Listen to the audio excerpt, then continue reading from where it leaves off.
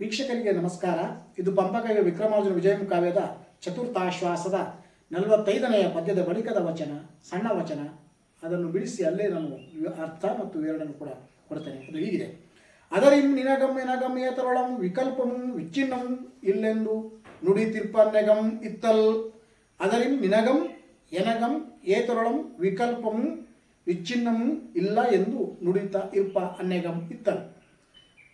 ಹೀಗೆ ನಾರಾಯಣರು ನಾವು, ನನಗೂ ನಿನಗೂ ಯಾವುದರಲ್ಲಿಯೂ ಕೂಡ ವ್ಯತ್ಯಾಸ ಇಲ್ಲ ಅಂತ ಹೇಳ್ತಾ, ಅದರಿಂ ನಿನಗಂ ಏತರೊಳಂ, ಅದರಿಂದ ನನಗೂ ಮತ್ತು ನಿನಗೆ ಯಾವ ರೀತಿಯಿಂದಲೂ ವಿಕಲ್ಪಂ ಭೇದವು, ವಿಚ್ಛಿನ್ನವು ಅಗಲುವಿಕೆಯೂ ಇಲ್ಲ ಎಂದು ನುಡಿಯುತ್ತಿಪ್ಪ ಅನ್ನೆಗಂ, ನುಡಿತಿರುವಂತಹ ಸಂದರ್ಭದಲ್ಲಿ ಏನಾಯಿತು ಎನ್ನುವುದು ಅದರ ಮುಂದೆ ಒಂದು ಸೂರ್ಯಾಸ್ತಮಯ ಸಂದರ್ಭ ಬರ್ತದೆ. ಅದರ ವರ್ಣನೆಯನ್ನು ಪಂಪ ಮಾಡ್ತಾನೆ. ಅದು 46ನೆಯ ಪದ್ಯದಲ್ಲಿದೆ.